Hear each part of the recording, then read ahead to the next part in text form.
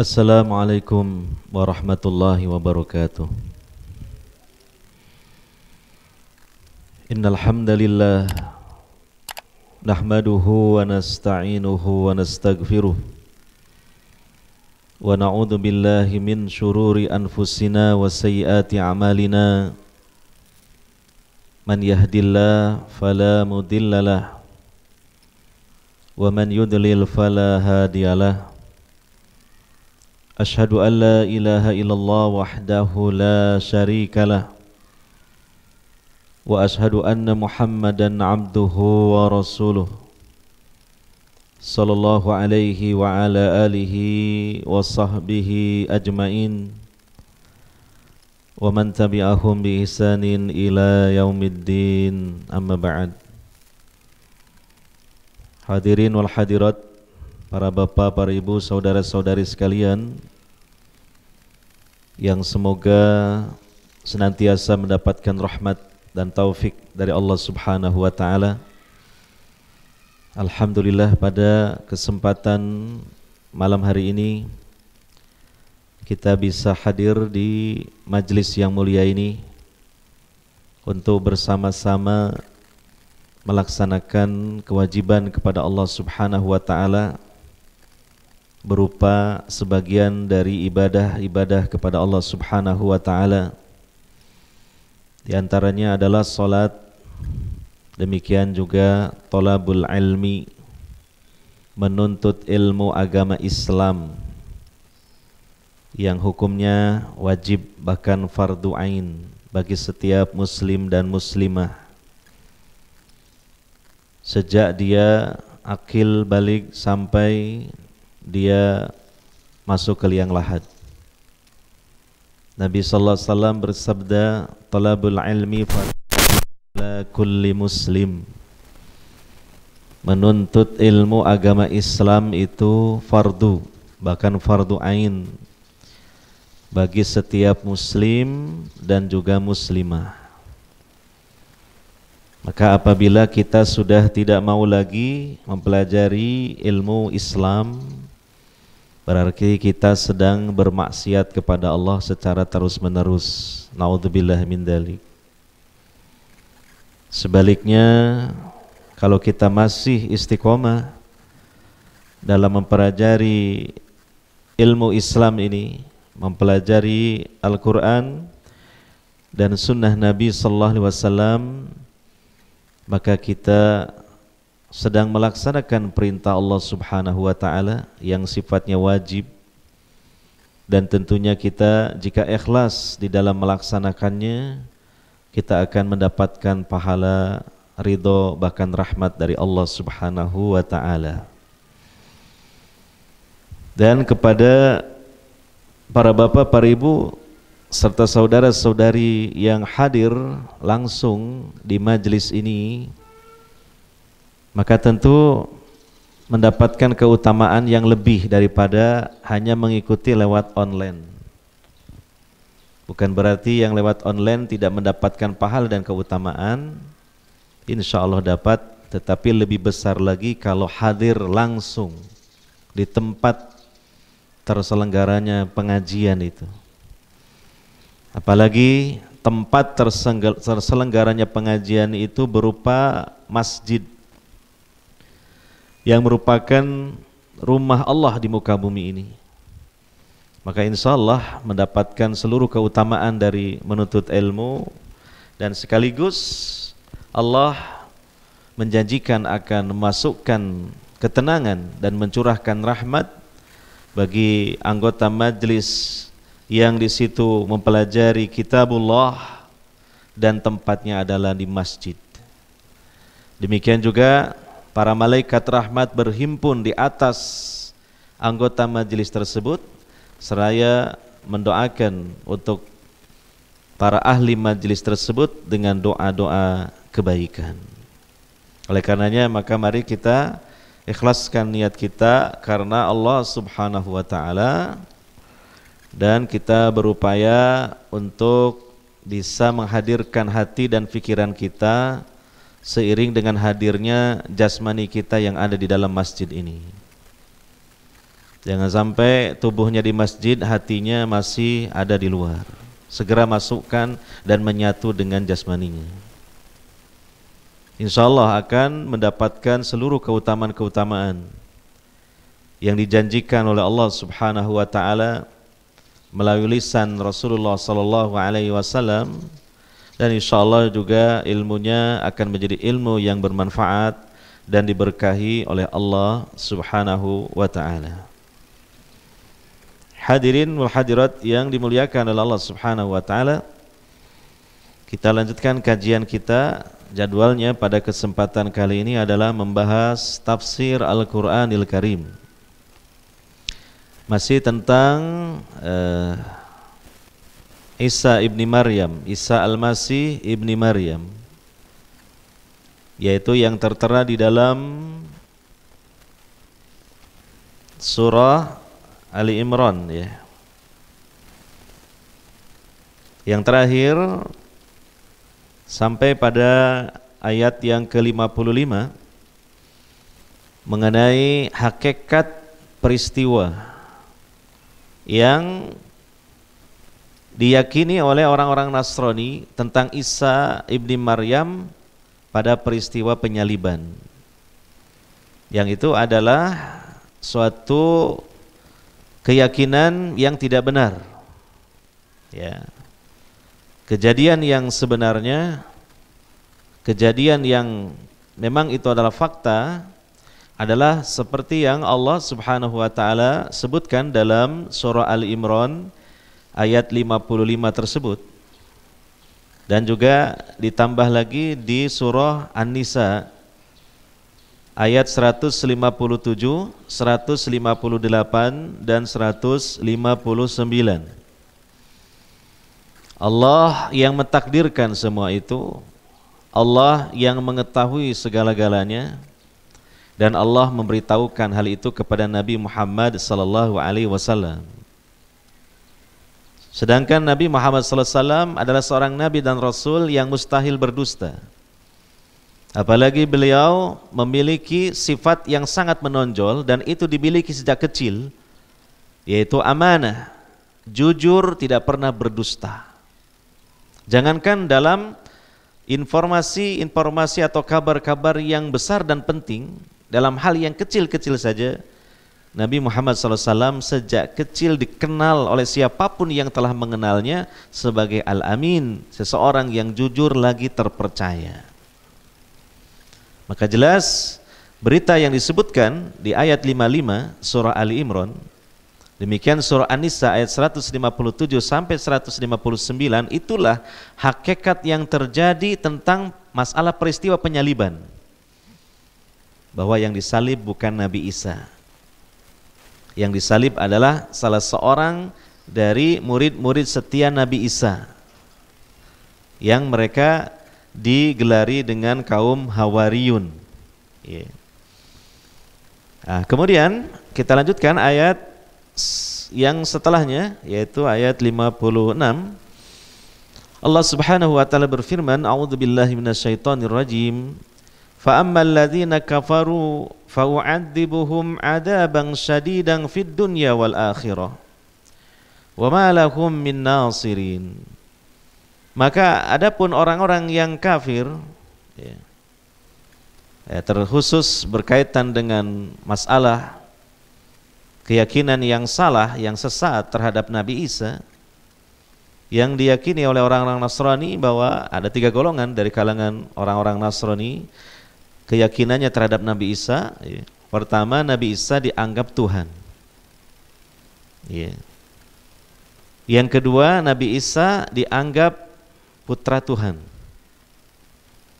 Yang ketiga, Nabi Isa salah satu dari 3 Tuhan, Salisu Salasah. Cuma yang berkembang dan tetap keyakinan ini ada dan tersebar adalah yang kedua, yaitu diyakini Nabi Isa adalah putra Tuhan atau putra Allah Subhanahu wa ta'ala. Maka di ayat yang ke-56, kekufuran berkaitan dengan keyakinan yang sesat, menyimpang terhadap Nabi Isa. ya, yang diyakini oleh kalangan Nasrani, maka Allah mengancam mereka. Fa'u'adzibuhum adaban syadidan fid dunya wal akhirah. Subhanallah, ini ancaman luar biasa. Allah mengadab mereka, kata Allah, aku akan mengadab mereka dengan adab yang pedih di dunia dan di akhirat. Dan kalau kita buka dalam tafsir, di antara tafsir Ibnu Katsir rahimahullah taala, bahwa yang dimaksud dengan adab di dunia adalah kehinaan dan mereka banyak dikalahkan dalam peperangan-peperangan, terutama ketika melawan kaum muslimin. Ya, akan mereka ditaklukkan. Ya, contoh dalam sejarah, dan itu sudah ya banyak diketahui karena dicatat dalam sejarah dunia, yaitu keruntuhan kekaisaran Romawi. Ya, mulai Romawi Barat hingga Romawi Timur pun ya, itu runtuh dengan sebab dikalahkan, ditaklukkan oleh kaum muslimin. Ya, pada masa khilafah Umar ibn Khattab, ya, kekaisaran Romawi yang ada di barat runtuh. Ya. Kemudian berikutnya lagi terjadi pertempuran-pertempuran dengan kaum muslimin hingga sampailah pada masa kekhilafahan Utsmaniyah, tepatnya pada masa Khalifah Muhammad Al-Fatih. Maka dengan pasukan beliau dapat menaklukkan sisa dari Imperium Romawi, yaitu Romawi Timur yang berkedudukan di Konstantinopel, yang dalam bahasa Arab disebut Konstantinia. Dan itu sudah dinubuahkan oleh Nabi SAW dalam hadis riwayat Imam Ahmad, bahwa kaum muslimin akan menaklukkan Konstantinia, dan panglima mereka adalah sebaik-baik panglima, pasukan mereka sebaik-baik pasukan. Dan ternyata terjadi tepat seperti yang telah dinubuahkan oleh Nabi SAW, yaitu Muhammad Al-Fatih dengan pasukannya, dan kita bisa membaca sejarah tentang hal itu. Dan memang sejak kecil Muhammad Al-Fatih telah dipersiapkan, terutama oleh pendamping guru beliau, yaitu Syekh Aqs Samsuddin, yang nasabnya bersambung dengan Abu Bakar As-Siddiq, bahwa Aqs Samsuddin ini senantiasa memberikan motivasi, dorongan kepada muridnya ini sejak kecil supaya menjadi seseorang yang sudah dikabarkan oleh Nabi SAW menjadi sebaik-baik amir yang menaklukkan Konstantinopel berdasarkan hadis riwayat Imam Ahmad itu. Hingga seluruhnya Romawi runtuh di tangan kaum muslimin, ya. Dan ya, Konstantinopel itu kemudian diganti nama menjadi Istanbul, ya. Itu sebenarnya adalah dari kata Islambul, artinya kota Islam, cuma logat orang Turki biasa menyebutnya Istanbul sampai sekarang. Dan ini sesuai dengan yang diisyaratkan di dalam ayat Al-Quran ini. Ya, fa ammal ladzina kafaru fa u'adzibuhum 'adzaban shadidan fid dunya. Ya. Maka adapun orang-orang yang kafir itu kami akan siksa mereka dengan siksaan yang pedih di dunia. Wal akhirah, apalagi di akhirat. Na'udzubillahi min dzalik. Allah menandaskan hukumnya di dalam Al-Qur'an. Misalnya dalam surah Al-Bayyinah, innal ladzina kafaru min ahlil kitabi wal musyrikina fi nari jahannama khalidina fiha ulaika hum syarrul bariyah. Sesungguhnya orang-orang kafir dari kalangan ahlul kitab, ya, diantaranya Nasrani, dan juga orang-orang musyrik, maka mereka di akhirat ditempatkan di neraka jahanam kekal untuk selama-lamanya, dan mereka adalah seburuk-buruk makhluk Allah. Nah, maka ini hendaknya semoga ayat ini didengar oleh orang-orang Nasrani atau kaum muslimin, menyampaikannya kepada mereka. Semoga saja mereka mau berfikir, mau merenung, mencari kebenaran, dan kemudian Allah Subhanahu wa taala memberikan anugerah kepada mereka berupa hidayah, sehingga Allah membuka hati mereka dan kemudian mereka keluar dari Nasrani dan masuk kepada agama Islam. Dan alhamdulillah yang telah terjadi dalam rentang waktu yang sejak dulu sampai sekarang, banyak kaum Nasrani yang masuk Islam. Dan kebanyakan mereka masuk Islam itu karena faktor hati, bukan faktor perut. Ya. Kebanyakan begitu. Kalau ada orang Islam murtad masuk Nasrani, kebanyakannya karena faktor perut. Tapi kalau orang Nasrani masuk Islam, kebanyakan faktor hati, karena kesadaran, karena kecerdasan. Dan tidak sedikit dari kalangan para pastor dan pendeta yang mereka masuk Islam. Sekarang ini di Inggris pesat perkembangan Islam. Bahkan ada beberapa wali kotanya itu mereka adalah orang-orang Islam yang tadinya Nasrani. Ya, jadi perkembangan di Eropa cukup mengembirakan tentang Islam, banyak yang ya masuk Islam. Ya, demikian juga di Amerika dan Australia, ya. Nah, itu. Apalagi nanti insyaallah menjelang hari kiamat, ya, ketika Isa ibnu Maryam yang mereka tuhankan itu turun, ya, yang mereka tuhankan turun dan menemui orang-orang Nasrani, ya, menjelaskan kesesatan Nasrani, ya, menghancurkan salib-salib, membunuh babi-babi, dan manusia meyakini memang benar-benar beliau adalah Nabi Isa. Apalagi sebelumnya terjadi peristiwa yang sangat luar biasa bahwa Nabi Isa Allah Subhanahu wa taala kehendaki dapat membunuh Dajjal. Padahal Dajjal ini makhluk yang luar biasa, tidak terkalahkan. Ya, memiliki kehebatan yang luar biasa. Seolah-olah di tangannya ini ada sorga, ada neraka. Padahal itu sorga, neraka hoax. Ya, tipuan saja.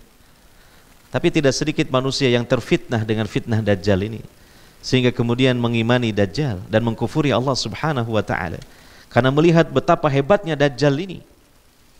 Ya, dan tidak ada satupun tempat di muka bumi ini melainkan akan dikunjungi oleh Dajjal selain dua kota, yaitu Makkah dan Madinah.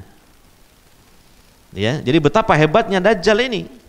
Tetapi dengan takdir Allah dan kehendak Allah, Dajjal dibunuh melalui tangan Nabi Isa. Maka ini tentu sesuatu yang luar biasa, sehingga ini semakin menambah keyakinan memang betul-betul itu adalah Nabi Isa yang Allah turunkan dari langit, kemudian menjelaskan kesesatan Nasrani dan mengajak mereka untuk beragama Islam dengan syariat yang diajarkan oleh Nabi Muhammad sallallahu alaihi wasallam. Ya, sebelum datangnya Nabi Isa saja sudah banyak kaum Nasrani yang berbondong-bondong masuk Islam. Alhamdulillah. Oleh karena itu bagi kaum muslimin hendaknya mereka istiqomah di atas agama Islam. Ya, orang Nasrani saja berbondong-bondong kepada Islam. Jangan sampai orang Islam malah tertarik kepada agama Nasrani, ya. Dan hendaknya kaum muslimin istiqomah dalam melaksanakan Islam dan juga mendakwahkan Islam, ya, dengan dakwah yang benar, yang sesuai dengan jiwa rahmatan lil alamin, dengan dakwah sebagaimana dakwahnya Rasulullah sallallahu alaihi wasallam yang penuh dengan cinta dan kasih sayang, yang penuh dengan nilai kebijaksanaan, yang penuh dengan kesabaran dan keadilan. Kita lihatlah bagaimana dakwah Nabi sallallahu alaihi wasallam. Ya, yang kemudian itu diteruskan, ya, dakwah dengan pemahaman Ahlus Sunnah wal Jamaah yang sifatnya adalah wasatiyah, pertengahan dan adil, tidak merendahkan dan meremehkan, tidak juga melampaui batas bersikap ekstrim, ya, tidak sejalan dengan pemahaman radikalisme yang pertama kali dipelopori oleh kaum Khawarij, terutama pada zaman Khalifah Ali bin Abi Thalib. Ya, sehingga citra Islam tetap baik, terjaga, banyak orang terpikat, banyak orang tertarik dengan Islam karena Islam agama yang indah. Insya Allah banyak nanti hamba-hamba Allah yang tersesat kemudian mendapat hidayah masuk Islam. Wa ma lahum min nasirin. Nah, kalau sudah masuk neraka, naudzubillah min dzalik, bagi orang kafir tidak ada satupun yang bisa menolong mereka. Dan Allah tidak mengizinkan siapapun untuk menolong mereka. Dan Allah sendiri juga tidak akan menolong mereka. Dapat dibayangkan kengerian yang luar biasa.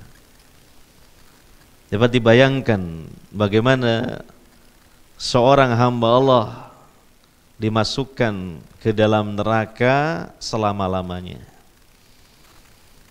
Coba saya mengajak hadirin hadirat sekalian berpikir sebentar, membayangkan orang disiksa di neraka selama-lamanya.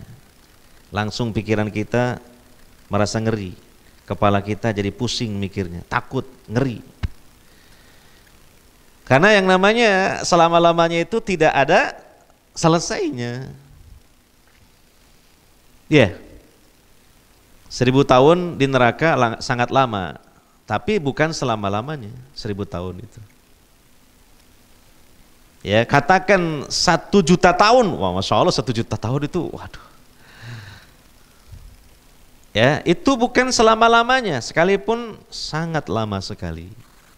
Andaikan 1 miliar tahun, andaikan 1 triliun tahun, andaikan berapalah hitungan yang dapat kita ketahui dari definisi hitungan, bukan itu yang namanya selama-lamanya.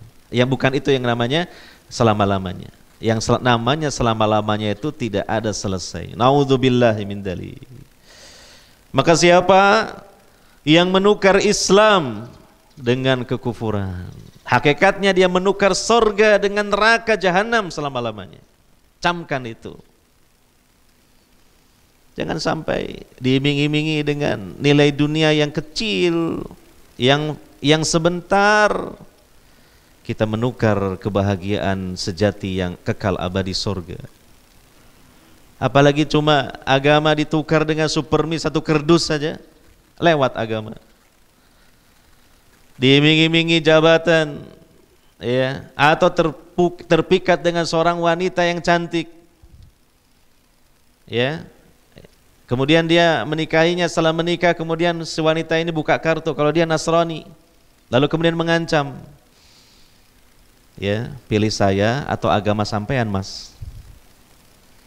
Kalau pilih agama sampean, sudah ceraikan saya. Apalagi sudah punya anak, bingung deh. Ya, tapi kalau pilih saya, ya sampean harus ikut agama saya, Nasrani. Wah, ini berat. Tapi bagi orang yang imannya kokoh dan kuat, ya tidak berat, sudah lepas saja, kan gitu. Ya, jadi pakai kaidah bersatu kita teguh, bercerai cari lagi kalau begitu. Kaum muslimat masih banyak yang lebih baik dari itu. Iya, tetapi kadang kalau seorang laki-laki yang akidahnya ini tidak kuat, keimanannya tidak kokoh, kecintaannya terhadap dunia besar daripada akhirat, mungkin saja kandas imannya. Maka ingat hal ini. Perhatikan ayat-ayat ketika menyebut ancaman Allah terhadap orang kafir, di antaranya Nasrani. Satu hal dan sisi yang lain bagi kita yang telah memiliki Islam, anugerah terbesar dari Allah Subhanahu wa taala, pertahankan sampai kita menghadap Allah Subhanahu wa taala. Ya, makanya Islam iman kita itu harus dijaga, bahkan dipupuk, disirami supaya subur agar kuat dan kokoh. Ya. Jangan cuma saya labelnya Muslim, KTP saya lihat agamanya Islam. Belum cukup itu. Karena pasti setan dan bala tentaranya tidak akan membiarkan seorang Bani Adam ini memeluk Islam. Mereka akan berusaha dengan sekuat tenaga, dengan berbagai macam cara bagaimana melepaskan Islam itu sebelum nyawa mereka lepas. Ya, dengan fitnah syubhat, dengan fitnah syahwat. Maka khawatirnya kita enggak cukup persenjataannya untuk melawan serangan-serangan mereka. Khawatirnya kita enggak kuat untuk menghadapi serangan-serangan mereka, yaitu setan dan bala tentaranya, baik dari kalangan jin maupun dari kalangan manusia. Maka disinilah perlunya kita itu mendekat kepada agama Islam ini, bersungguh-sungguh mempelajarinya, banyak berdoa kepada Allah Subhanahu wa taala agar diistiqomahkan di atas Islam dan iman. Bergaul dengan orang-orang Islam yang kuat ilmunya, kuat amalnya, benar pemahamannya terhadap Islam. Ini penting sekali. Ya. Selagi kita masih hidup di dunia, maka selama itu kita terus bergelora, berjuang mempertahankan Islam dan iman ini sampai pada satu titik, yaitu titik kematian kita. Dan semoga kita berhasil sampai titik tersebut, kita masih merangkul Islam dan iman. Sebagaimana Allah Ta'ala berpesan di ayat yang Nabi SAW dalam muqaddimah khutbahnya sering menyampaikan ayat ini. Ya ayyuhalladzina amanu taqullaha haqqa tuqatih wa la tamutunna illa wa antum muslimun. Wahai orang-orang yang beriman, bertakwalah kalian semua kepada Allah dengan sebenar-benar takwa. Dan janganlah kalian benar-benar mati meninggalkan dunia ini, melainkan kalian tetap di atas Islam. Jangan sampai Islam dan iman kita mati sebelum kita mati. Na'udzubillah min dzalik. Nah, jadi ini pentingnya kita itu ngaji. Nah, di sini. Jangan dilihat dengan sebelah mata ngaji itu. Penting ngaji. Oh, ngaji itu untuk meramaikan masjid. Oh, bukan sekedar meramaikan masjid. Bahkan di pengajian banyak, tapi juga hatinya nggak hadir, juga kurang ilmunya masuk. Banyak pesertanya banyak, tapi ya hanya semangat hadir saja, nggak memperhatikan yang disampaikan. Itu kurang berkualitas dalam menjaga iman. Atau ngaji banyak, seneng karena yang nyampaikan banyak lawaknya. Wah, ketawa, seneng, bagus ini. Ngaji itu ya gini, banyak ketawa, seneng, kita gembira. Apa yang didapat ketika pulang? Apa yang didapat ketika pulang? Jadi harus dimaknai, apa sih arti dari mengaji? Maksudnya mengaji di sini mengkaji Al-Quran, mengkaji sunnah Nabi Sallallahu Alaihi Wasallam. Orang yang cerdas itu punya orientasi yang jelas, ngaji itu apa, untuk apa. Orang yang cerdas itu punya tujuan yang jelas dan benar tentang ngaji itu untuk apa dan apa yang dikaji. Itu orang yang cerdas. Maka tidak mengherankan kadang karena orientasi dan tujuan yang tidak jelas, ngajinya hanya semangat di awal-awal saja. Setelah itu absen terus, tidak kelihatan lagi di majelis pengajian. Karena apa? Bosan ngaji. Nah itu. Padahal tujuan utamanya justru apa? Bagian terpenting dalam rangka menjaga Islam kita, menjaga iman kita sampai sewaktu-waktu, ya bahasanya, sewaktu-waktu kita dipanggil oleh Allah Subhanahu wa taala. Bisa jadi begitu berangkat ngaji mati di tengah jalan. Alhamdulillah. Bisa jadi selesai ngaji mau pulang mati di tengah jalan belum sampai ke rumahnya. Alhamdulillah. Begitu. Ya. Nah ini coba kita berpikir. Ikut ngaji semakin lama semakin malas. Ikut ngaji semakin lama semakin tidak bersungguh-sungguh. Sangat disayangkan. Padahal apa? Semakin lama kita semakin mendekati kematian kita. Padahal keberhasilan itu dalam amalan hamba Allah itu ujungnya terakhir, ujung terakhir. Nabi SAW mengatakan, innamal a'malu bil khawatim. Sesungguhnya amal-amal itu yang menentukan adalah endingnya, terakhirnya. Nah ini yang harus menjadi bahan pemikiran kita dan ada kecemasan dan kekhawatiran. Ternyata tidak mudah untuk merealisasikan pesan Allah Subhanahu wa taala, wala tamutunna illa wa antum muslimun itu. Dan janganlah kalian benar-benar mati melainkan kalian di atas Islam dan tentunya di atas iman. Hadirin wal hadirat yang dimuliakan oleh Allah Subhanahu wa taala. Kemudian ayat yang ke-57. Nah, ini kebalikannya. Sering Allah Subhanahu wa taala dalam ayat-ayat Al-Qur'an itu begitu. Ketika menyebut sorga, berikutnya neraka, gitulah. Ketika menyebut neraka, berikutnya sorga. Supaya seimbang dalam artian menjadi kuat. Ada di situ targhib, tarhib, ada di situ tarhib, targhib. Ya, ketika disebutkan neraka, nah, supaya juga nanti tidak kebablasan, takut terus hamba-hamba Allah, apalagi dia sudah beriman. Namun kemudian di belakangnya ada berita gembira. Setelah dia takut, dia berharap kepada Allah rahmatnya. Setelah dia takut, dia bersyukur pada Allah, karena bukan tergolong orang-orang yang diancam dengan ayat-ayat itu. Tapi kebalikannya, ketika dikabarkan tentang surga, surga kenikmatannya, kita beriman, kita beragama Islam, alhamdulillah. Cuma jangan terlena dan jangan meremehkan dosa dan jangan lalai. Di belakangnya Allah sebutkan ayat tentang neraka, seimbang. Dan ini adalah sikap terbaik seorang mukmin. Dalam jiwanya selalu terkumpul antara khauf dan roja, antara roja dan khauf. Sebagaimana Allah Ta'ala berfirman di ayat yang lain, wa yad'una rabbahum khaufaw wa tama'a. Itulah sifat orang-orang mukmin ahli tauhid. Mereka berdoa kepada Allah, mereka beribadah kepada Rabb mereka, khaufaw wa tama'a, dengan diiringi takut dan berharap. Tidak salah satunya, bukan juga tidak ada dua-duanya, tapi harus ada dua-duanya. Antara khauf dan tama atau roja, antara tama, roja dan khauf.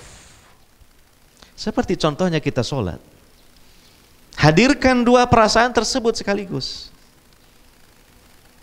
Ya, dengan roja, maka kita ini supaya bersyukur pada Allah atas nikmatnya diberi hidayah melaksanakan sholat. Berharap kepada Allah supaya sholatnya diterima, mendapatkan rahmat Allah dan surga Allah. Tetapi juga diiringi dengan khauf, takut. Takut kalau ada kekurangan dalam sholatnya, sehingga Allah tidak berkenan untuk menerima sholatnya. Makanya ketika selesai sholat mengucapkan salam, dia mengucapkan istighfar 3 kali. Astagfirullah, astagfirullah, astagfirullah. Ini sebagai ungkapan dari bentuk khauf. Karena barangkali dalam sholatnya ada kekurangan-kekurangan, ada kesalahan-kesalahan yang kemudian membuat Allah tidak berkenan untuk menerima sholatnya. Dan juga apa? Di samping kita mengharap kepada Allah pahalanya, rahmatnya, diterima sholat kita, kita pun supaya tidak menyombong dan ujub. Karena apa? Tidak ada jaminan sholat kita diterima, karena kita masih menyisakan rasa khauf, takut. Inilah keadaan yang ideal, yang terbaik dalam hati dan perasaan seorang mukmin dalam dia melaksanakan ibadah kepada Allah Subhanahu wa ta'ala. Coba perhatikan ayat ini mengajarkan khauf kemudian roja. Ayat 56 mengajarkan khauf, takut kalau kita tersesat, kalau iman kita hilang, kalau kita mengikuti Nasrani. Tapi kemudian Allah menyampaikan ayat tentang roja, yaitu bagi orang-orang yang beriman dan beramal saleh. Wa ammal ladzina amanu wa amilus salihati fayuwaffihim ujurahum wallahu la yuhibbud dhalimin. Dan adapun orang-orang yang beriman dan beramal saleh, maka Allah akan memberikan pahala mereka dengan sempurna. Yuwaffi itu memberikan dengan sempurna. Ya, jadi tidak ada yang dikurangi, tidak ada amal soleh yang tidak dicatat oleh Allah. Semua amal soleh hambanya dicatat oleh Allah dan semuanya Allah berikan balasan dengan setimpal. Jangan khawatir. Ya, ini semakin membuat orang yang beriman beramal soleh ini semangat dalam beramal soleh. Makanya kan kita selalu menyebut ada istilah, para ulama itu menyebut ketika membahas tentang rizki, ada rizki itu ada dua, ada rizki duniawi, ada rizki ukhrawi. Mudah-mudahan ini menjadi diingatkan kembali. Ada rizki duniawi, ada rizki ukhrawi. Kalau rizki duniawi itu seperti uang, apalagi duit, ya sama saja lah. Ya uang, jabatan, apa mas? Kendaraan, rumah. Ini kayaknya yang ngomong ini lagi kepengen itu kayaknya dia. Gitu. Wahmi kok bilangnya rumah, ya istri dulu lah ya. Nah, itu dan seterusnya. Nah, ada rizki ukhrawi, jangan lupa ini. Yaitu apa? Pahala, ridho Allah, rahmat Allah, ilmu Islam dengan pemahaman yang benar. Ini juga rizki ukhrawi. Ya, makanya orang yang berjuang di jalan Allah terkadang dapat dua rizki, ya rizki duniawi sekaligus rizki apa? Ukhrawi. Gitu lah, ya. Ya, contohnya seorang guru agama lah, dia ngajar ilmu agama, dia dapat rezeki duniawi berupa gaji. Tapi karena juga dalam hatinya dia semata-mata bukan cari gaji, dia pun niatnya ikhlas karena Allah untuk menyampaikan ilmu karena Allah, maka dia pun dapat pahala. Nah, itu namanya rezeki ukhrawi, sehingga dia dapat dua-duanya, rezeki duniawi dan rezeki apa? Ukhrawi. Nah, ada juga orang yang dia berjuang di jalan Allah, enggak dapat rezeki duniawi, tapi rezeki ukhrawi dapat, bahkan semakin besar rezeki ukhrawinya. Karena apa? Karena dia utuh memang untuk mendapatkan rezeki ukhrawi. Iya tak? Mas aku iki gak ono sing gaji wes males. Nah, sebenarnya bukan tidak ada yang menggaji, ada. Allah Subhanahu wa taala ya menggajinya, cuma gajinya itu gaji itu tadi ukhrawi, akhirat. Kalau saya bertanya kepada antum, pilih mana? Rizki duniawi apa rizki ukhrawi? Tolong dijawab. Loh, kok lemot jawabannya? Hah? Dua-duanya. Nah, kalau misalnya hanya salah satu saja gitu, pilih yang mana? Ukhrawi, yang benar. Coba kita lihat nanti dalam buktinya. Ingat-ingat sama teman-teman tuh. Antum jadi juru kamera nih, pergi kemana-mana. Kadang-kala bensin korban, bensin sendiri. Ya apa mas? Gak dapat upah sama sekali? Tidak. Itu tidak dapat upah yang disebut rizki duniawi, gitu. Tapi rizki ukhrawinya insya Allah dapat. Dan itu lebih utama lagi. Dan bahkan insya Allah salah satu keutamaan kalau orang sudah mendapatkan rizki ukhrawi, Allah pun akan datangkan rizki duniawi dari jalan yang tidak disangka-sangka. Allah mengatakan dalam Al-Quran surah Al-Jin, wa allaw istaqamu ala tariqati la asqainahum ma'an ghadaqa. Seandainya mereka jin dan manusia itu istiqomah di atas jalanku ini dalam ilmu, amal, dakwah, benar-benar kami akan berikan kepada mereka ma'an ghadaqa, artinya rizqan wasi'an, rizki yang luas, termasuk di dalamnya rizki duniawi. Itu. Jadi ya ini penghiburlah kepada teman-teman yang bekerja berjuang di jalan Allah, mungkin sedikit gajinya, mukafaahnya atau mungkin nggak dapat ya. Sebenarnya sama sekali bukan nihil itu. Ingat, ada namanya rizki yang kedua, rizki apa? Ukhrawi. Nah, ini yang disebutkan dalam ayat 57 ini di surah Ali Imran. Wa ammal ladzina amanu wa 'amilus salihati fayuwaffihim ujurahum. Ya.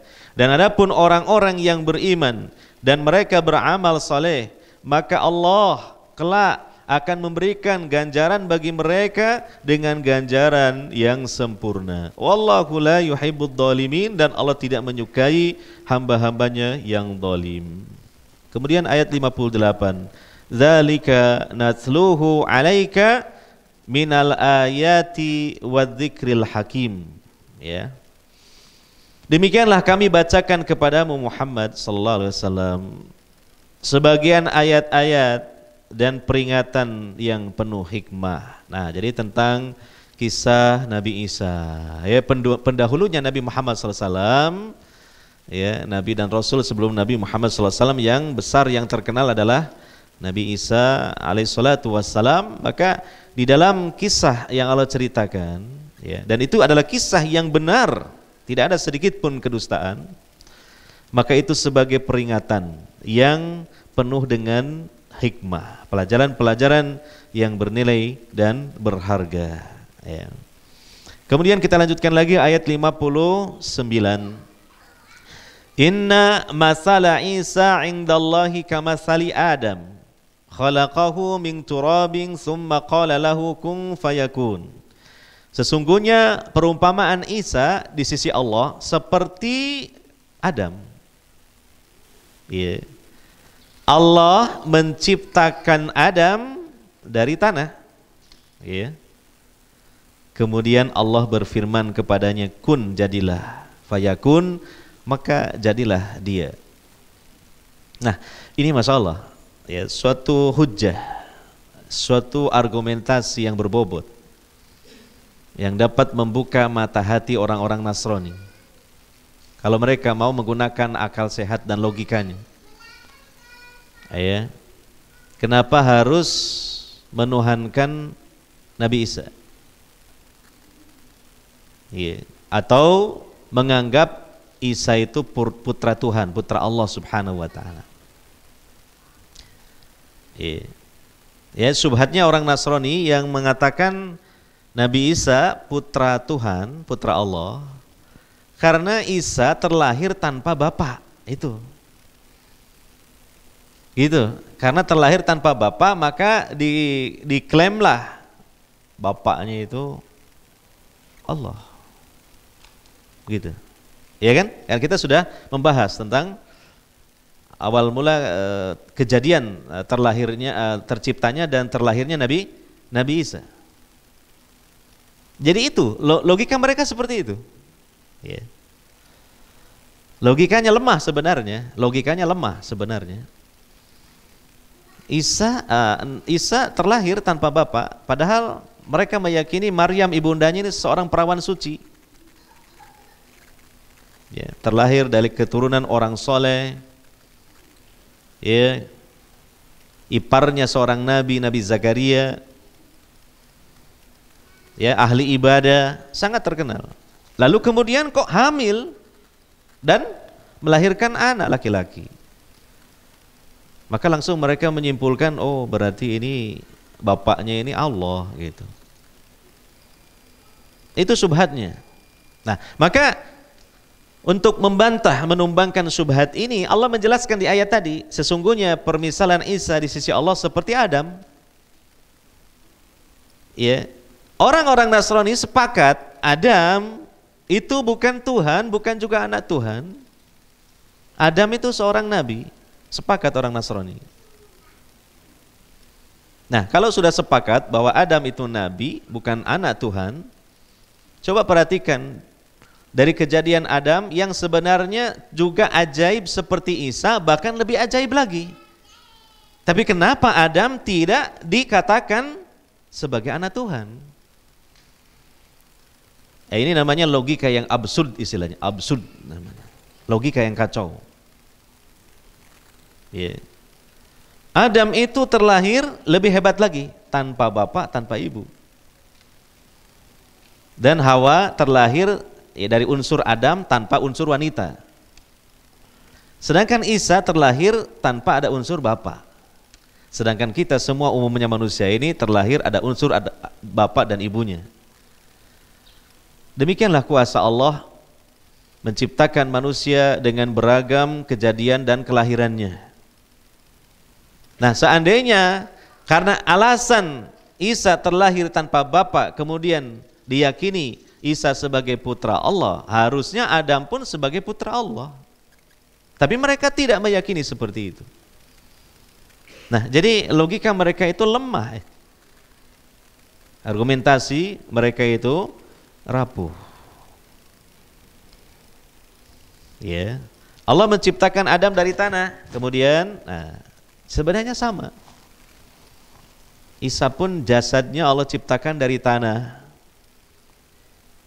Kemudian Allah tiupkan ruh ya dari arwah-arwah yang sudah Allah ciptakan melalui malaikat Jibril. Yang ditiupkan kepada Maryam, masuk ke dalam jasad Isa yang sudah Allah ciptakan dari tanah, maka ruh dan jasad berpadu menyatu menjadi satu, maka hiduplah Isa dalam rahim Maryam sampai kemudian terlahir. Jadi harus direnungkan, terutama orang-orang Nasrani. Karena mereka sepakat Adam itu bukan putra Tuhan, nabi, manusia biasa, nabi. Nah, harusnya kalau memang mengikuti logika mereka, orang hebat, nabi terlahir tanpa bapak, bapaknya Allah. Harusnya Adam pun sama, dianggap sebagai putra Allah. Tapi tidak, oleh mereka tidak dianggap putra Allah. Bahkan Adam dalam keyakinan mereka ini justru biangnya melakukan dosa dari manusia. Karena Adam dan Eva kata mereka itu berdosa setelah memakan buah apel kata mereka. Dan dosanya diwariskan kepada anak keturunannya. Makanya semua manusia itu terlahir dalam keadaan berdosa, kecuali kalau sudah masuk ke dalam Nasrani, dia dibaptis, maka sudah di cover dengan ampunan dari juru penyelamat yaitu Yesus. Karena disalibnya Yesus itu sebagai tebusan atau tumbal untuk mengampuni dosa-dosa seluruh Bani Adam. Itu menurut keyakinannya Nasrani. Ya. Demikian. Jadi sama sebenarnya, cuma malahan Adam lebih hebat lagi tanpa ada unsur dua-duanya. Tidak ada bapak, tidak ada ibu. Kalau Nabi Isa masih mending ada unsur ibunya, yaitu Maryam binti Imran. Ya. Taib, mungkin kita pending dulu sampai di sini. Insyaallah nanti mungkin setelah dikumandangkan adzan Isya di masjid kita ini, kita lanjutkan insyaallah mungkin satu ayat lagi dari surah An-Nisa ini, surah Ali Imran ini. Alhamdulillahirabbil alamin wassalatu wassalamu ala nabiyil karim Muhammadin wa ala alihi wa sahbihi ajma'in, amma ba'd. Kemudian hadirin wal hadirat rahimani wa rahimakumullah, ayat selanjutnya ayat 60, al-haqqu mir rabbika fala takum minal mumtarin. Kebenaran itu datang dari Rabb engkau, ya, maka janganlah engkau termasuk kepada orang-orang yang ragu. Jangankan tidak percaya, tidak yakin, ragu saja, nah, itu sudah merupakan kekufuran. Ada namanya kufrul irtiab, namanya kufrul syak. Kufurnya bukan tidak percaya, cuma tidak percaya 100%. Percayanya 50%, tidak percayanya 50%. Itu namanya syak, irtiab, ragu-ragu. Maka Allah menghukumi itu pun kufur besar. Jadi jangan sampai ada keraguan. Ini kebenaran. Sudah jelaslah secara ilmiah ini kebenaran. Al-Quran ini disampaikan oleh Nabi Muhammad SAW, as-sadiqul masduq al-amin. Nabi Muhammad SAW ummi, tidak bisa baca, tidak bisa menulis. Nabi Muhammad SAW tidak pernah sekolah. Nabi Muhammad SAW tidak pernah punya guru. Tapi luar biasa Al-Quran beliau dapatkan dari mana? Gak masuk akal. Kecuali dari Allah Subhanahu wa ta'ala melalui wahyu yang disampaikan melalui malaikat Jibril alaihissalatu wassalam. Kalau masih ada tersisa syubhat dan keraguan, curhatkan kepada seorang ulama. Curhat urusan dunia aja semangat ya. Kenapa engkau gak pernah curhat urusan agama? Ini aneh. Urusan dunia, wah curhat. Gimana Ustaz? Saya ini udah usia begini belum dapat istri. Wah. Sudah punya istri curhat juga. Gimana istri saya begini? Sudah rumah tangga lama, dia belum punya anak, curhat lagi. Ya. Banyak curhat. Urusan dunia, urusan agama, ya kurang diperhatikan. Padahal mungkin di benaknya menumpuk syubhat. Itu syubhat itu jangan dibiarkan. Bahaya itu, benalu. Ya. Yang bisa menggoncang keimanan. Curhatkan kepada orang alim supaya mendapatkan jawabannya, supaya dia kembali dengan keyakinannya yang mantap. Begitu. Ya. Kemudian ayat yang ke-61, insya Allah ini terakhir ya ini. Tapi bukan berarti sebentar penjelasannya ini.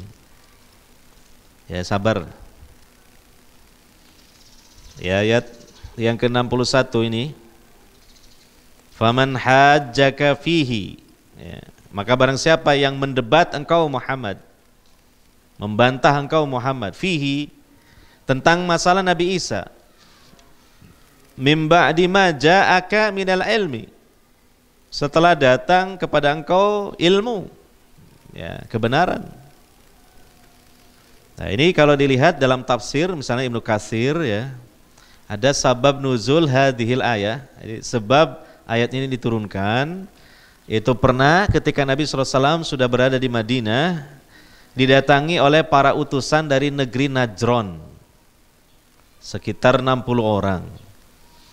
Dan di kalangan mereka ini juga ada tokoh-tokohnya. Nah, mereka itu semua beragama Nasrani. Nah, terutama ada 3 tokoh. Yang pertama namanya Aqib, yang kedua namanya As-Sayyid, yang ketiga namanya Ibnu Alqamah.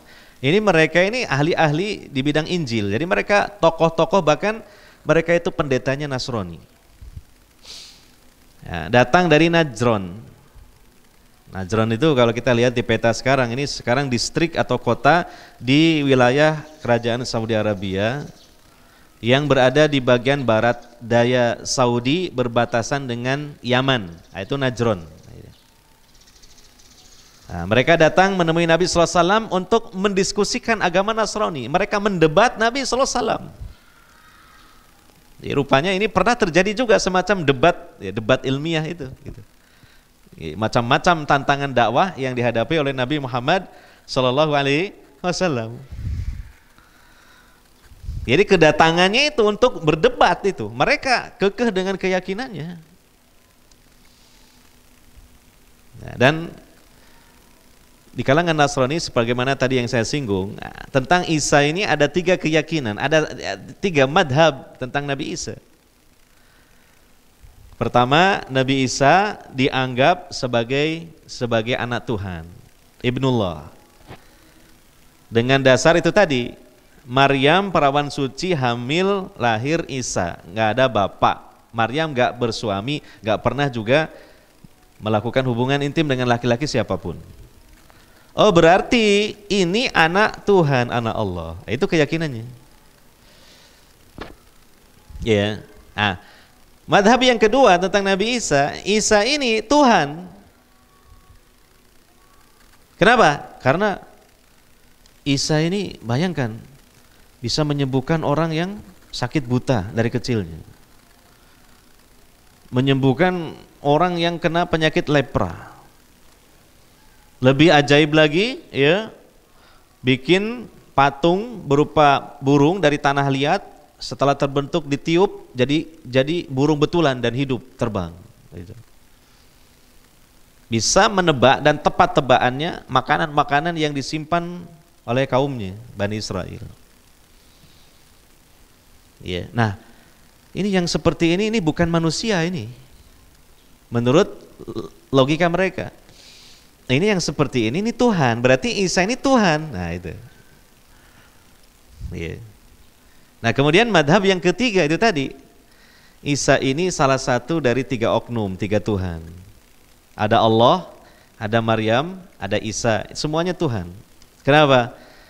Karena di dalam kitab Injil mereka menyebut Isa itu kami. Kami begini, kami mengatakan begini, kami melakukan ini, melakukan itu, kami. Kami itu biasanya bukan untuk 1 orang, tapi ada yang lainnya yang diwakili. Nah berarti yang diwakilinya adalah Maryam dan Allah sendiri. Maka Isa ini salah satu dari 3 ini, salah satu dari Tuhan 3 ini. Nah sebenarnya ya, dan itu diisyaratkan dalam tafsir Ibnu Katsir rahimahullah taala, surah Ali Imran ini ya, terutama mulai ayat pertama ya, sampai ayat yang sedang kita pelajari ini semuanya membantah dan menjelaskan tentang keyakinan menyimpang Nasrani terhadap Isa bin Maryam. Jadi siapa yang ingin, ya, dia ingin menjelaskan kebenaran Islam terhadap orang Nasrani, pelajari tafsir surat Ali Imran, terutama ayat 1 sampai ayat sekarang yang kita bahas ini. Ya. Bekali dirinya dengan ilmu, mempelajari surat Ali Imran mulai ayat pertama sampai ayat yang ke itu tadi 60-an lah, ya, 60. Itu dapat membantah 3 madhab yang ada di kalangan orang-orang Nasrani terhadap Nabi Isa alaihissalatu wassalam. Yeah. Contoh tadi, ya, ini bantahan Allah singkat saja, tapi telak tentang keyakinan Isa putra Allah. Nah, disebutkan Adam. Orang Nasrani tahu Nabi Adam. Orang Nasrani meyakini Adam hanya Nabi, bukan Tuhan, bukan putra Tuhan. Padahal ketika orang Nasrani mengangkat Isa sebagai anak Tuhan karena kejadiannya tanpa ada bapak, hanya ibu saja. Lihat Adam, lebih hebat lagi kejadiannya, bukan hanya tanpa bapak, ya, bahkan tanpa ibu. Kan sudah membungkam, mulut mereka tidak bisa lagi membantah itu. Ya kan? Nah, dan terjadilah debat, ya. Terjadilah dialog dan debat antara utusan-utusan Najran itu dengan Nabi Muhammad SAW, dan mereka kalah dengan Nabi SAW berdebat itu. Allah sudah membekali Nabi Muhammad SAW dengan ilmu. Ya. Tapi mereka tetap kekeh dalam keyakinannya, gitu. Utusan-utusan Najran itu. Ya, bahkan disebutkan satu riwayat, ya, yang disebutkan dalam tafsir Ibnu Katsir, ya, bahwa Aqib dan As-Sayyid ini dua-duanya akan menemui Nabi SAW, dan salah satu dari mereka akan merencanakan untuk bermubahalah dengan Nabi SAW. Tapi kemudian salah satu dari 2 orang ini mencegahnya, jangan. Siapa tahu memang ini Muhammad benar-benar Nabi, akhirnya kita akan binasa. Harta kita akan binasa, keluarga kita akan binasa dengan sebab mubahalah ini. Akhirnya mereka mengurungkan untuk bermubahalah, tapi mereka kemudian minta kepada Nabi SAW supaya dikirim utusan yang bisa menyelesaikan permasalahan mereka dan mengadili di antara mereka. Maka Nabi SAW menunjuk sahabat Abu Ubaidah Amir Ibnul Jarrah sebagai perutusan Nabi untuk berada di tengah-tengah kaum Najran. Dan Nabi SAW mengatakan, ya, hada aminu hadhil ummah. Ini Abu Ubaidah Ibnu Jarrah ini, dia adalah kepercayaan umat ini. Nah, ini adalah manakib atau keistimewaan Abu Ubaidah Ibnu Jarrah. Dia dijuluki oleh Nabi SAW aminu hadhil ummah, orang kepercayaan umat ini. Iya. Jadi ini peristiwa tentang mubahalah antara Nabi SAW dengan orang-orang kafir, dan tercatat hanya sekali saja Nabi SAW melakukan mubahalah, yaitu dalam peristiwa menghadapi utusan-utusan Najran yang disebutkan dalam ayat 61 surah Ali Imran ini. Ya. Nah, maka di sini Allah Subhanahu wa taala pun perintahkan Nabi SAW untuk bermubahalah dengan mereka, menantang mereka.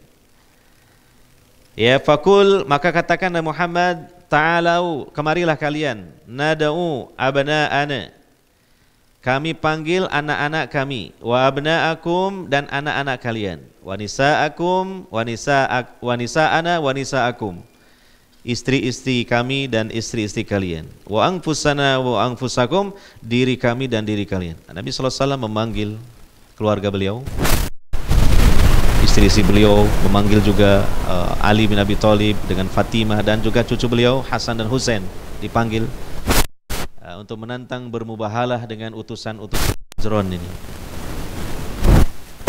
Ya, mubahalah itu memang dihadirkan keluarga karena itu untuk membuktikan keseriusan dan kesungguhan. Apa itu mubahalah? Ya. Mubahalah itu dari kata al-bahlu atau ibtihal atau dua-duanya, al-bahlu dan ibtihal. Al-bahlu sama dengan al-la'nah. Ya, al-ibtihal artinya bersungguh-sungguh dalam berdoa. Maka mubahalah itu sama dengan mula'anah. Artinya dua pihak, dua orang yang sedang berselisih, masing-masing merasa benar dengan alasannya masing-masing. Dan mungkin dialog perdebatan sudah mentok, maka terakhirnya mereka melakukan mubahalah. Sama-sama berdoa dengan sungguh-sungguh kepada Allah Subhanahu wa taala dan menghadirkan keluarganya masing-masing dan anak masing-masing.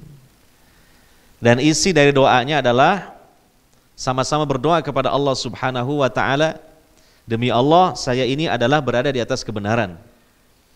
Maka siapa yang berdusta di antara kami, berilah laknat untuknya. Nah, ini mubahalah ini suatu sumpah yang cukup berbobot ini. Jangan gampang-gampang kita bermubahalah ya. Mau urusan kecil saja mubahalah. Gitu. Jangan, ya, ada orang dari Imam Syafi'i pulang, terus ketemu temannya. Tadi yang isi pengajian siapa? Kata yang ngaji, Ustaz Abu Jibin. Enggak, bukan kok, jadwalnya bukan dia.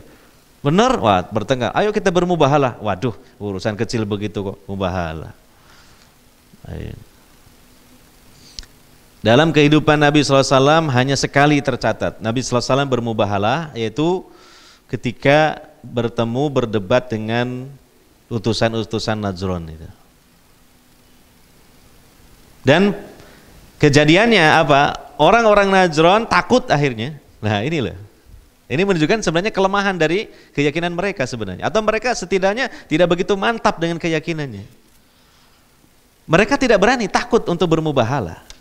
Kalau memang benar-benar mantap memegang keyakinannya, harusnya berani bermubahalah.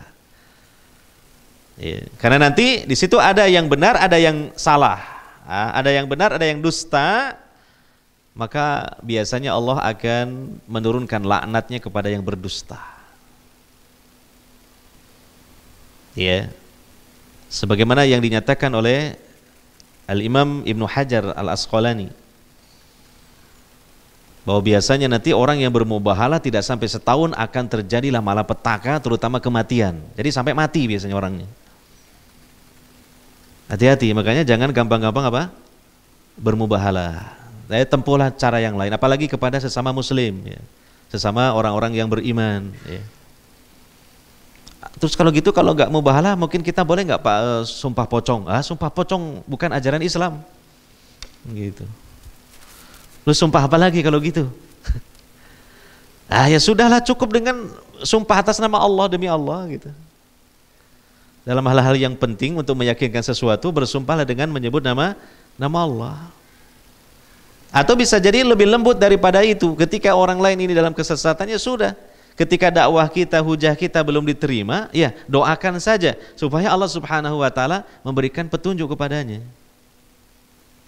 Jadi jangan tergesa-gesa mubahalah. Hati-hati nanti jamaah Imam Syafi'i ketika ada sedikit-sedikit clash nanti, lalu kemudian berkumpul bermusyawarah, ayo kita bermubahalah saja gitu. Tunggu dulu. Ya, jangan tergesa-gesa. Itu akibatnya itu cukup mengerikan loh itu. Dan ini pernah terjadi di kalangan ulama abad-abad sekarang kita ini, tapi orangnya sudah wafat. Ya, abad-abad 20 ini. Yaitu mubahalah yang terjadi antara pendiri pemimpin Ahmadiyah, Mirza Ghulam Ahmad Al-Qadiani India, dengan salah seorang ulama ahli hadis Ahlus Sunnah wal Jamaah, yang beliau juga termasuk ulama yang menonjol di bidang usul fikih. Dan beliau ini juga guru dari Ustadz Abu Mas'ud, guru Ustadz Abu Ihsan, Ustadz Abu Sa'ad rahimahullah, yaitu Syekh Sanaullah Al-Amritsari dari Pakistan. Keduanya berdebat. Yang satu Islam, Ahlus Sunnah wal Jamaah, satunya Ahmadiyah. Debat. Ahmadiyah kalah, Mirza Ghulam Ahmad kalah debat. Tapi rupanya ini dua-duanya sepakat bermubahalah. Bermubahalahlah kedua-duanya. Dan Syekh Sanaullah Al-Amritsari rahimahullah mengatakan, wahai Mirza Ghulam Ahmad, ya, jika aku yang benar, ya, maka laknat Allah untukmu. Masya Allah, apa yang terjadi setelah itu? Ya, sekitar jarak 1 tahun, ya, Mirza Ghulam Ahmad meninggal dunia, tewas. Dia terkena penyakit kolera yang sangat akut, dan meninggalnya pun ketika dia buang hajat di dalam sebuah toilet. Dia meninggal dunia di dalam toilet, dan jasadnya belepotan kotorannya sendiri, dan dari tubuhnya keluar bau yang sangat-sangat bau membusuk. Dan para tulab ahli sunnah wal jamaah punya keyakinan bahwa itulah akibat dari mubahalah dengan Syekh Sanaullah Al-Amritsari. Sementara Syekh Sanaullah Al-Amritsari, ya, setelah meninggalnya Mirza Ghulam Ahmad masih hidup sekitar 40 tahun, dan beliau wafat secara wajar-wajar saja. Nah, ini contohnya efek dari apa? Mubahalah. Ini berkaitan dengan kematian, kebinasaan. Iya, makanya sebagaimana dikatakan oleh tokoh Najran, seandainya ini Muhammad benar-benar nabi, maka ketika kita pulang ke kampung halaman kita, sungguh tidak akan tersisa harta kita dan anak kita, keluarga kita habis. Jadi hati-hati ya, masalah apa? Mubahalah, mula'anah. Ya. Nah, kemudian summa nabtahil. Nah, kemudian kita bermubahalah tadi, fanaj'al la'natallahi 'alal kadzibin, maka kita jadikan laknat Allah itu menimpa orang-orang yang dusta. Jadi ini kejadian sekali saja, sekali lagi dalam kehidupan Nabi sallallahu alaihi wasallam, beliau bermubahalah dengan orang kafir, utusan-utusan dari Najran. Ya. Dan ini juga ilmu bagi kita. Bolehlah mungkin kalau sudah terjadi perdebatan yang sengit dengan tokoh Nasrani dan dia kalah dan mengajak bermubahalah, atau mungkin kita yang membahalah, ya, kalau sudah seperti itu, sebagaimana Nabi sallallahu alaihi wasallam juga dalam menghadapi orang Nasrani, mungkin saja ini dibolehkan untuk bermubahalah. Gitu. Karena ini sudah merupakan cara pamungkas di sini. Iya. Nah, tetapi sekali lagi, ya, kalau bisa itu terakhir saja. Nah, tetap kita mengupayakan untuk, ya, supaya, ya, hamba-hamba Allah yang masih kafir itu mendapatkan hidayah, ya, dari Allah Subhanahu wa taala, melalui doa-doa kita yang sering kita berdoa, dan kita tingkatkan kualitas doa kita. Apalagi kalau yang Nasrani itu masih ada hubungan kekerabatan dengan kita, tentu kita juga merasa kasihan. Kita harus berusaha menolong mereka di dunia, karena kalau sudah di akhirat tidak bisa menolong, tidak ada yang bisa menolong, bahkan Allah pun tidak akan menolong. Demikian. Ya, mungkin ini saja yang dapat kita kaji pada pengajian kita kali ini. Semoga bermanfaat dan semoga kita semua mendapatkan tambahan ilmu, tambahan pahala dan tambahan iman. Subhanakallahumma bihamdika asyhadu an la ilaha illa anta astaghfiruka wa atubu ilaik. Wassallallahu ala nabiyyina Muhammadin wa ala alihi wa sahbihi ajmain. Wassalamualaikum warahmatullahi wabarakatuh.